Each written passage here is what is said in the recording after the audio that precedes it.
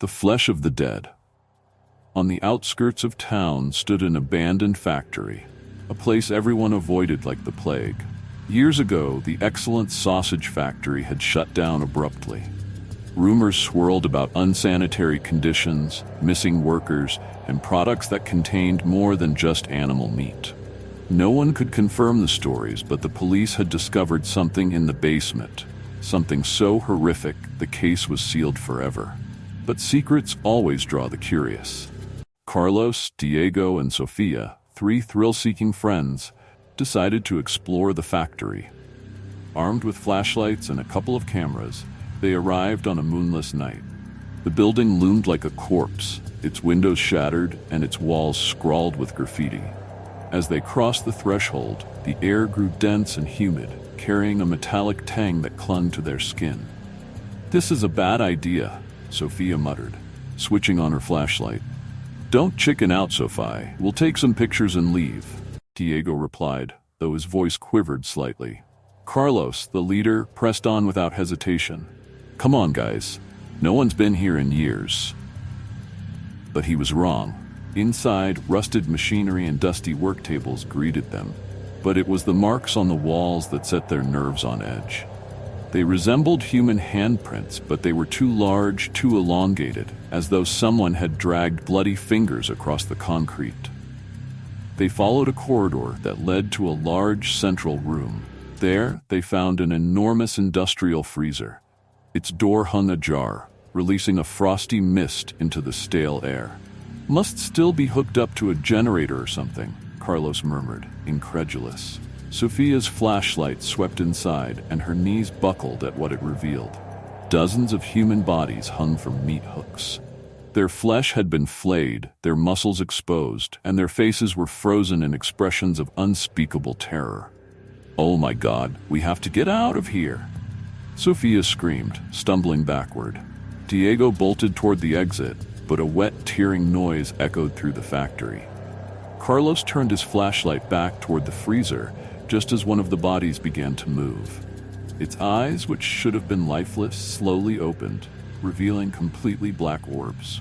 Its exposed muscles twitched, and with a grotesque heave, the body wrenched itself free from the hook, landing on the ground with a sickening splat. "Run!" Carlos shouted, but it was already too late. The creature rose.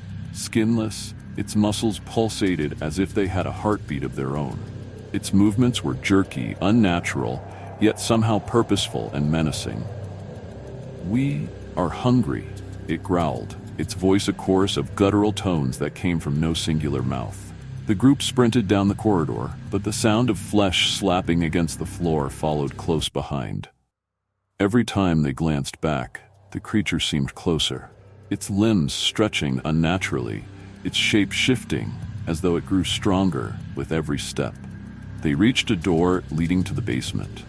Without thinking, Carlos shoved it open, and they all clattered down a set of iron stairs that groaned beneath their weight. Their breaths came in panicked gasps, echoing in the cold, damp air. But the basement was worse. Sofía's flashlight revealed walls lined with human skin, stitched together with surgical precision.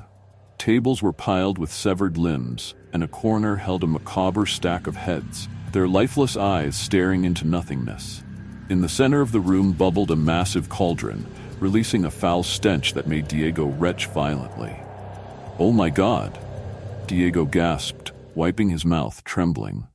Before they could react further, the basement door slammed shut above them. Something moved in the shadows, something enormous. From the darkness emerged a grotesque figure, an impossibly obese man with skin as black as tar, cracked and oozing a yellowish fluid. His face was obscured by a metal mask, and in his hand he wielded a blade crafted from bone.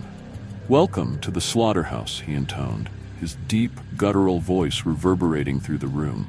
Before anyone could scream, the man lunged at Diego, driving the blade into his chest with terrifying ease.